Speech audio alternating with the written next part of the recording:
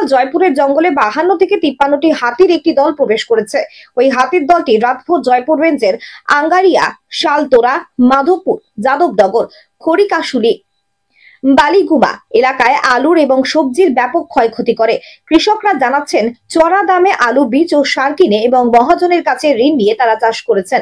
কিছু কিছু কৃষক আবার ভাগ চাষও করছেন। আলু এবং সবজি চাষ করতে ব্যাপক পরিমাণে অর্থ ব্যয় করতে হয়েছে কৃষকদের। এবার রাতের অন্ধকারে হাতির দলের তাণ্ডব লীলায় দিশেহারা হয়ে পড়েছেন এলাকার কৃষকরা। এই পরিস্থিতিতে সরকারি সাহায্যের রাজ্যে জানাচ্ছেন এলাকায় অসহায় কৃষকরা।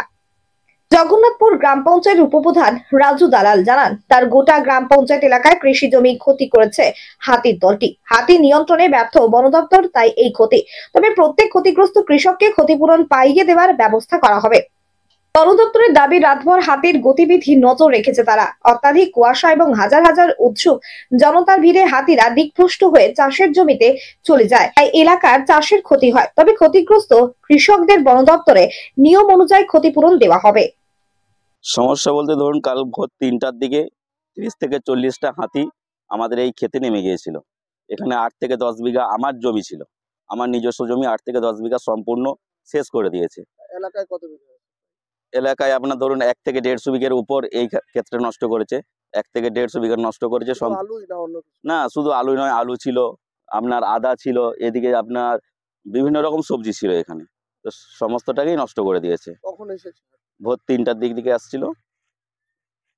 কেন লোকালয়ে চলে আসছে কেন? লোকালয়ে আসার মূল কারণ হচ্ছে খাবারের সন্ধানে তারা আসছে। জঙ্গলে পর্যাপ্ত খাবার পাচ্ছে না, ফরেস্ট তাদের উপর হয়তো নজর রাখতে পারছে না। সেই ক্ষেত্রে জঙ্গলে হাতি এসে জঙ্গল থেকে হাতি লোকালয়ে ঢুকে যাচ্ছে, খেতে যা পাচ্ছে আলু থেকে সবজি থেকে সমস্তটাকেই নষ্ট করে তারা চলে যাচ্ছে। কতটা সমস্যা পড়তে হচ্ছে? সমস্যা মানে সম্পূর্ণ সমস্যার মধ্যেই পড়েছে চাষি। সম্পূর্ণ মাথায় হাত দিয়ে ছাড়া মানে কোনো কিছু করার নেই। প্রাকৃতিক মানে দুর্যোগ যে এরকম হয় সেই রকম এটাকে ধরে নিতে হচ্ছে প্রাকৃতিক বিপর্যয়, আর কিছুই করার নাই। এখানে যদি সরকার আমাদেরকে সহযোগিতা করে, হয়তো পুনরায় আবার মাথা উঁচু করে দাঁড়ানোর চেষ্টা করবে। তাছাড়া তো একদম মানে যারা ভাগের চাষি কিছু করতেই পারবে না। হাতি এই মুহূর্তে আমাদের ইয়েতে জিয়াবান্দিতে আছে। জিয়াবান্দি জিএফএমসি বাকাতো রেঞ্জের আমাদের 52-53টা হাতি আছে। এলাকায় তো ব্যাপক চাষের ক্ষতি হয়েছে, এলাকার কৃষকরা জানাচ্ছে 7 থেকে 8টি গ্রামের ক্ষতি হয়েছে। অসহায় হয়ে পড়েছেন কৃষকরা, কি বলবেন?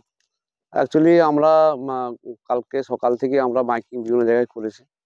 আমি প্রত্যেকটা আমরা জিএফএমসি থেকে আমরা মাইকিং করে জানিয়েছি যে আমাদের হাতি এখানে আছে, মানে উল্টো দিক থেকে হাতি ঢুকে ফেলেছে আমাদের, বা আধকাটা বিট দিকে ঢুকে ফেলেছে, যেটা আমাদের সচরাচর ওখান দিতে আসে না। তো আমরা মাইকিং করেছি, চেষ্টা করেছি যে আমরা হাতিটাকে ঠিক জায়গায় নিয়ে আসার জন্য। কিন্তু এত মানুষের উৎসুক মানুষের হাতি দেখার জন্য এত মানুষের ভিড়, এত মোটর সাইকেল, এত মানুষ, হ্যাঁ, আমাদের কথা কেউ কর্ণপাত না করেই উৎসবের মতো তারা পালন করেছে। দিকভ্রষ্ট হয়ে গেছে, একদম দিকভ্রষ্ট হয়েছে। তো আমরা চাইবো যে আমাদের প্রত্যেকের কাছে আবেদন থাকবে যে আমাদের বন দপ্তরের যে কাজটা আছে সেটা অন্তত আমাদের সঠিকভাবে করতে দিন।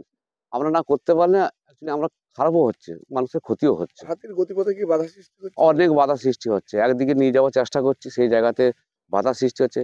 অনেক পাবলিক হাতিকে নিয়ে চলে যাচ্ছে, মানে প্রচুর পাবলিক। আমরা এখানে 50 জন মতো আছি, কিন্তু অত 2000-5000 পাবলিক একদিক থেকে একদিক হাতি নিয়ে চলে যাচ্ছে।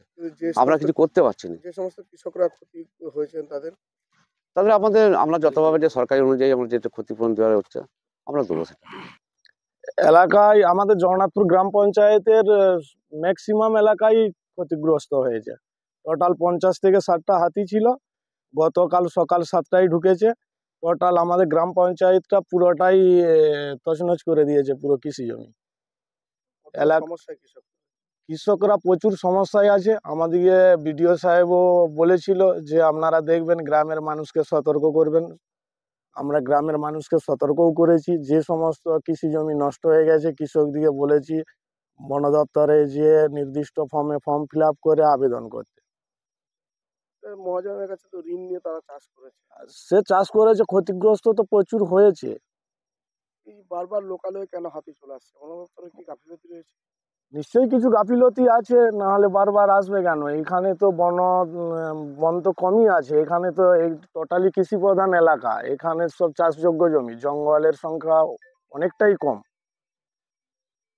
কি চাইছেন আপনারা, কি চাইছেন? আমরা চাইছি কৃষকরা ক্ষতিপূরণ পাক। তাদের পাশে আছেন? আমরা তাদের পাশে আছি, অবশ্যই আছি।